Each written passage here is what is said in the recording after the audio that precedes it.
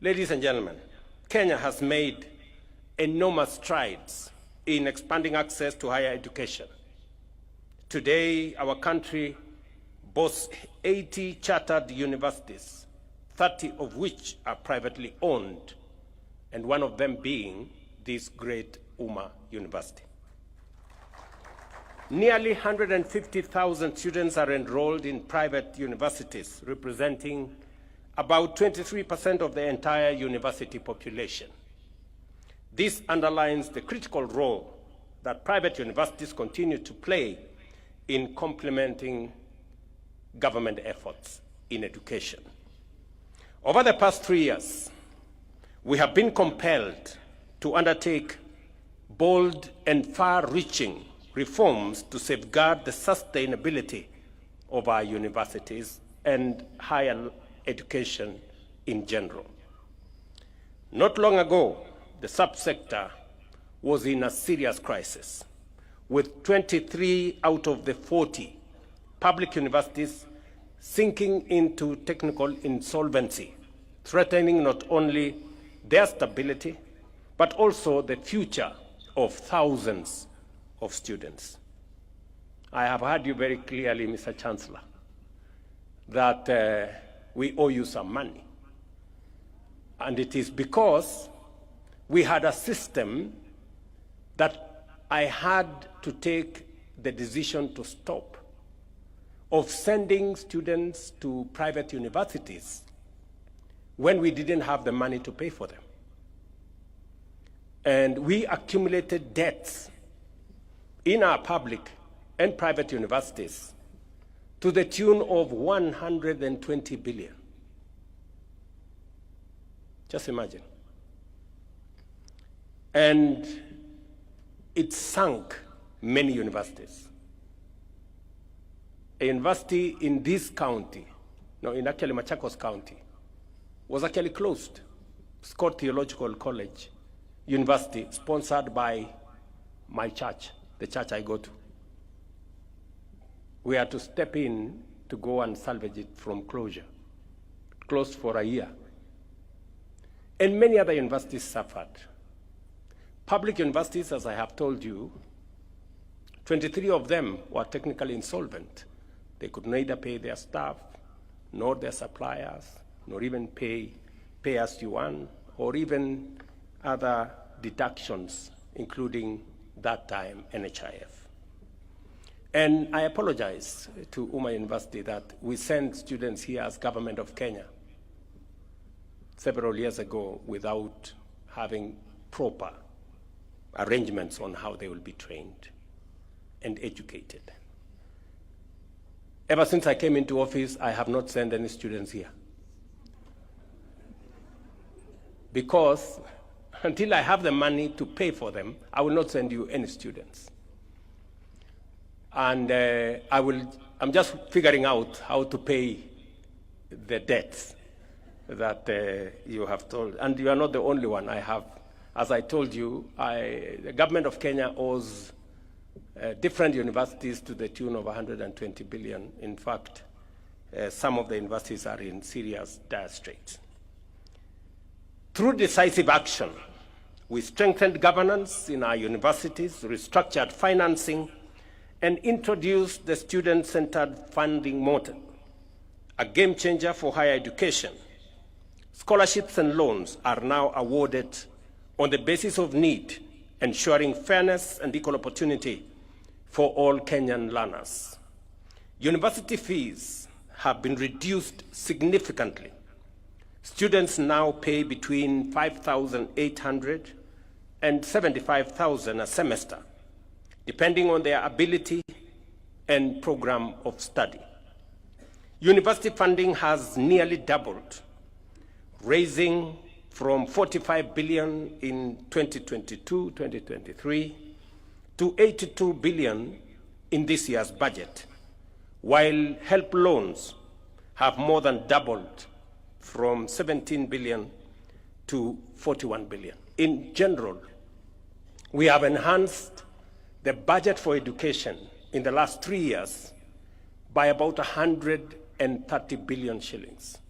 And it is because we believe that any nation, especially one like Kenya, where human capital is at the heart of transformation, must get its education right.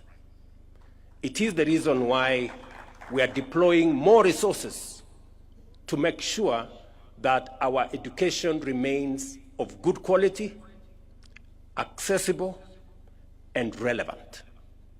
And that is the reason why we've hired more teachers, we've put more money in Higher Education Loans Board, and we have put more money in university funding. Already, nearly 470,000 students have benefited from scholarships and loans.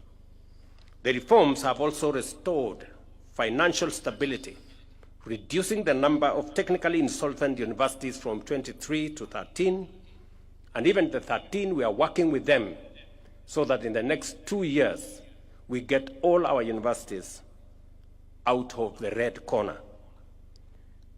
Public universities equally have been very supportive. They have raised 11 billion shillings through diversified revenue streams and saved 1 billion shillings through cost-cutting measures. So everybody now is sensitive about where the money comes from and how it is spent.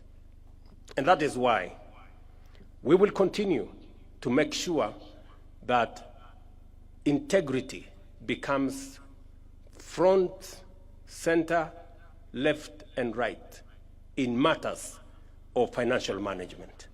It is the reason why we are changing our procurement mechanism so that we stop theft, pilferage, and corruption that has pervaded our procurement and made it an enterprise for making money and not providing service.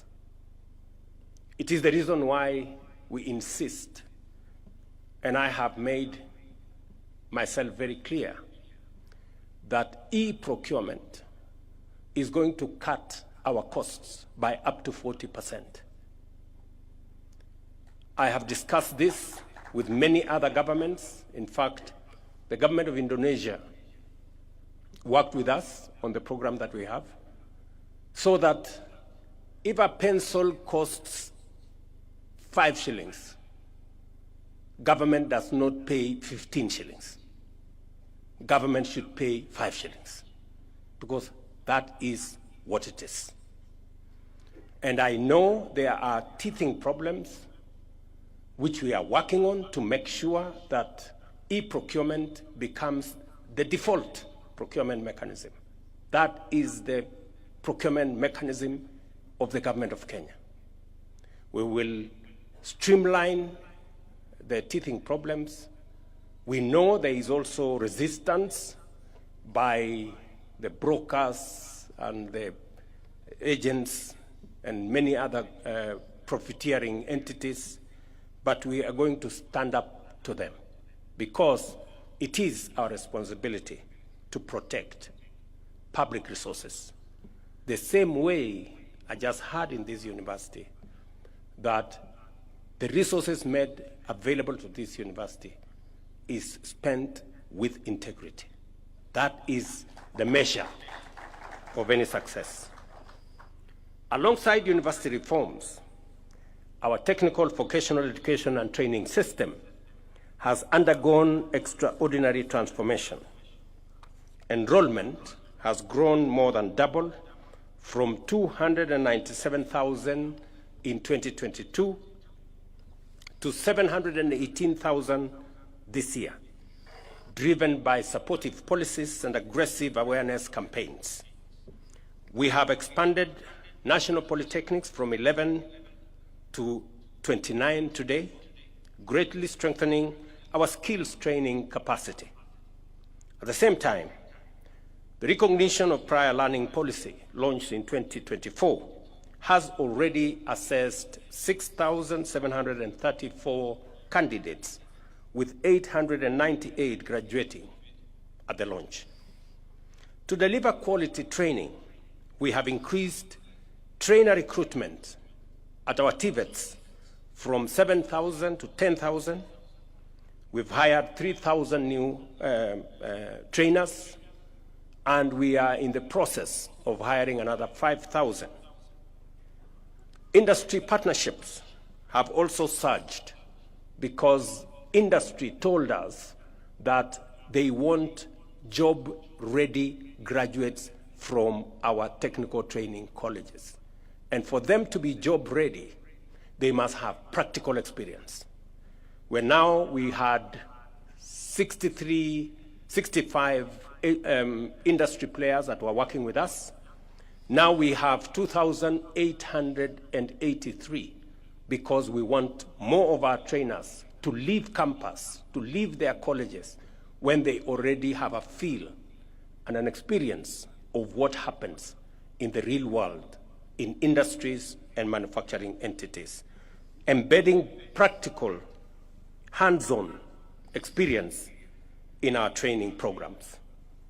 These achievements demonstrate that TVET is now firmly at the heart of Kenya's transformation, equipping young people with practical skills to innovate, create jobs, and drive economic development. Ladies and gentlemen, the process we celebrate nationally, the progress we celebrate nationally finds full expression here at Umma University. With the support of our partners, the government of Kuwait, and the Direct Aid Society, this institution has been able to expand its facilities and strengthen capacity to serve thousands of young Kenyans. I was privileged to meet some of them this morning, and I was very proud of their confidence and their grasp of issues that they are learning in this university. I met Nura and Mwenda. Nura explained to us what we can improve on the facilities and the digitization we have done with our universal health coverage, the Taifa Care under SHA. And she had brilliant ideas on how that digital framework we can improve on the last mile so that it can get to ordinary people who may not even have smartphones. Nura and your team here, congratulations, continue. We will work together with you going into the future. And I am very confident that Honorable Duale will have some space to discuss with you how what you're doing here can dovetail into the success we want to build out of our universal health care coverage. And maybe use this occasion to the defense of my former boss, the former president, to defend him that we should be a bit magnanimous to him. He did time, led our country, and the Linda Mama program was a great program. We developed it under the Jubilee administration, under the leadership of President Uhuru. We learned a lot from the Linda Mama program. And because of the experiences, because of the lessons learned from the Linda Mama program, we designed the Linda Jamii program, which was an improvement from the Linda Mama program. So Linda Mama was good. Linda Jamii is obviously better. And therefore, it is an improvement from what it was in terms of the scope, from just delivery of mothers, which was the primary target of Linda Mama. We've now improved it to cover prenatal, before the delivery, postnatal, the delivery itself, postnatal, and it's no longer targeting Mama. It is targeting Jamii, Mama plus the children plus the household. The figures have also increased in terms of benefits. Actually, the figures have doubled from 2,000, between 2,000 and 2,500 to now 10,000 to 30,000. So we have enhanced the program, but we must accept that we learned the lessons from Linda Mama. That's why we designed a better Linda Jamii program. And we didn't stop at Linda Jamii. We have progressed it into universal health coverage, where we are now looking after the whole Kenyan community. And that is why the figures Aden Duale was saying, of 7 million beneficiaries to now 26.5 million beneficiaries, has become a reality because we are progressing from there. And therefore, Nora was very spot on as she told us about what to do with universal health coverage. I also met some gentleman called Mwenda. I think he was called Mwenda, somebody. And Mwenda explained to me what he thinks about affordable housing. Again, another flagship program that I believe in, because we've danced for too long around mediocrity. And it is time to elevate our standing as a nation. And he explained to us how the last mile of affordable housing can be worked on. And again, brilliant ideas on how we can, get our nation and focus on what kind of urbanization are we going to see in the future. Because urbanization is an imperative. In fact, globally, it is now documented that by 2050, the population, half the population of the world will be living in cities. And urbanization is even higher in Kenya than the global average, which means in Kenya, we will be having anywhere between 55 and 60% of citizens living in cities by 2050. It is up to us today to decide what kind of cities are they coming to stay in. Are they coming to live in slums, or are they going to come to live in organized households and livable cities? And that is why we are embarking on this program. And let me confirm that the good people I interacted with in this university, including Zainab. Zainab explained to us a few things about the economy, political issues that affect the economy. And I think she was called Agfa. She told us, I think, Gatra. She explained to us about the economic issues that, affect investment, affect business, from interest rates to exchange rates to the modus of taxation and many other things. And I must say to Uma University, congratulations. You have some of the most bright young Kenyans here, and you are doing a good job mentoring them and training them. The partnership between our supporters and our sponsors is a powerful demonstration of solidarity whose impact will be felt for generations to come. As we commission this new building, we are not just opening classrooms and offices. We are opening doors of opportunity. Today, we have also laid the foundation for phase 2, which will house the School of Engineering with 7 specialized programs, additional student housing, a medical school, and a teaching and referral hospital further down the road. I'm saying this so that the donors can see where we want this institution to go. And we are going to be your partners. As Kenya implements the bottom-up economic transformation agenda, our universities and TVETs will continue to play a central role in producing skilled, ethical, and innovative graduates ready to create jobs, drive technology, and tackle the pressing challenges of our time. In conclusion, I congratulate the Uma University for this milestone.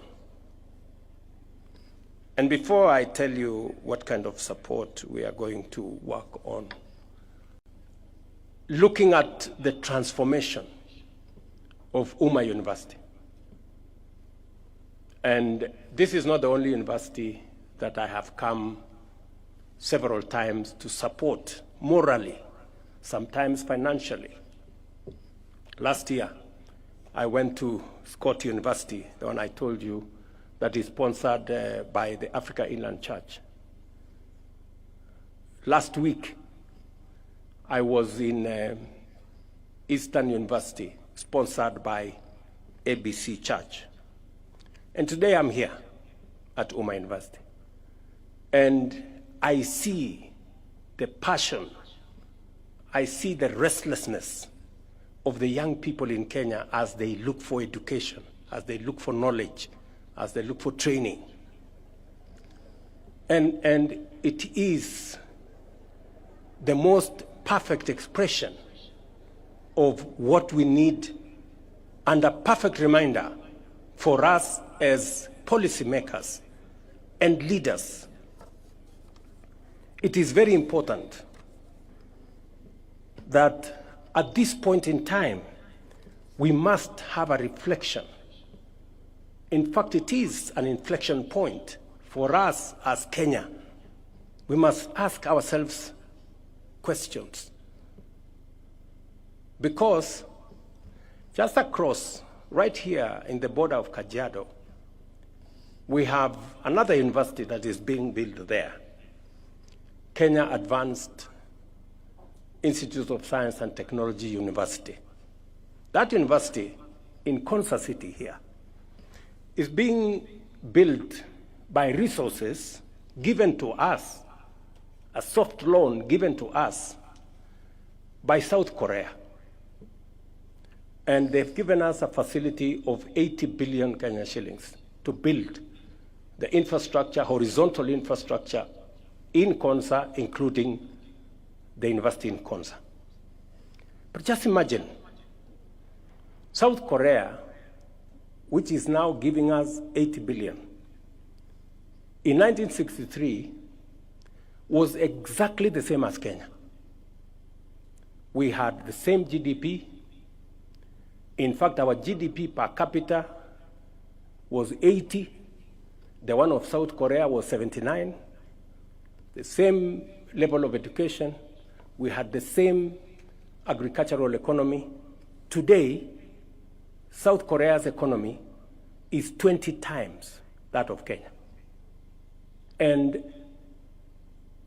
they have lent us money to build the university and the infrastructure in Konza.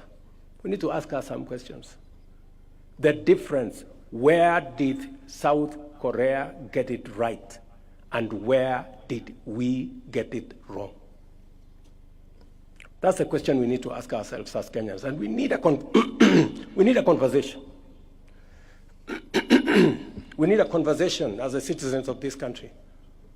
Because for far too long, and I want to say this in this university, talking to you and talking to my countrymen and women, the people of Kenya, for far too long, we have made peace with the usual, the ordinary, the simple, the average.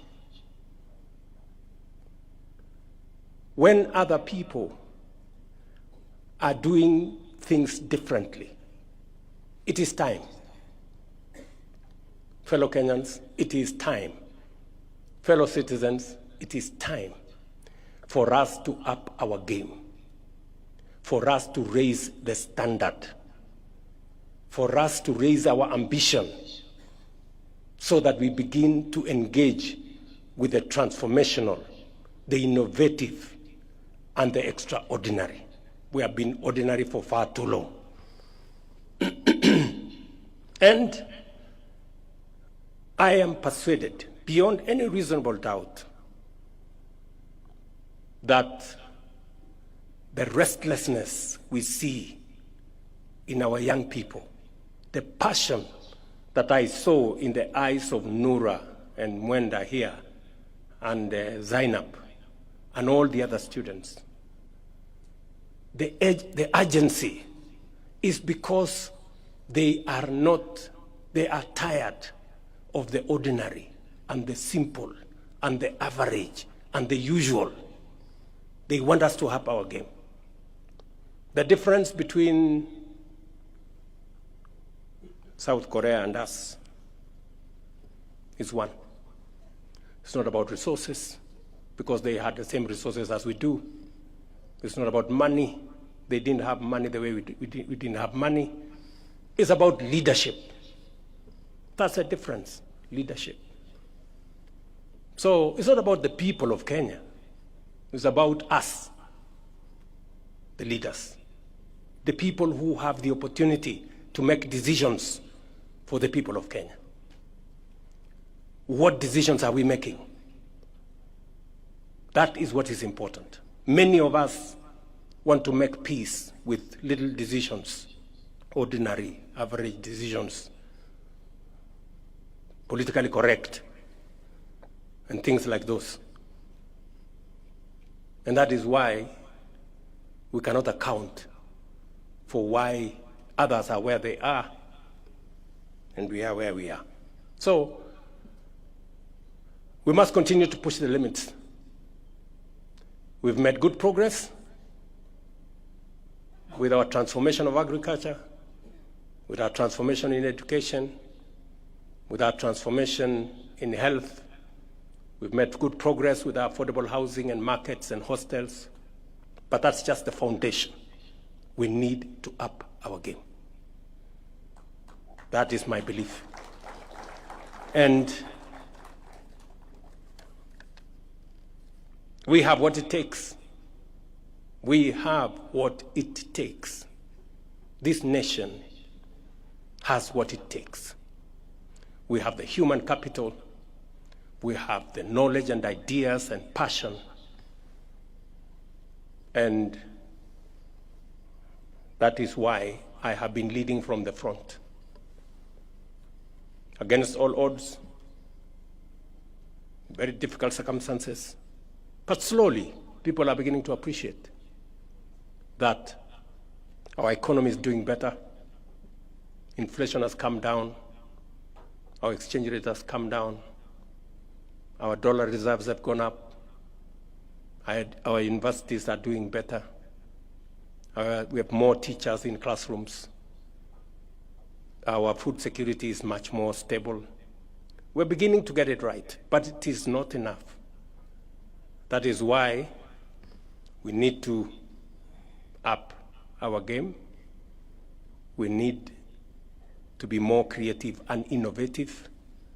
We need to do more on transformation so that we can do things in a different way and achieve the extraordinary.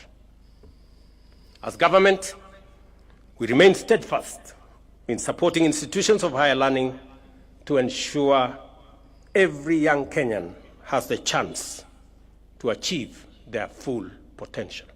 And I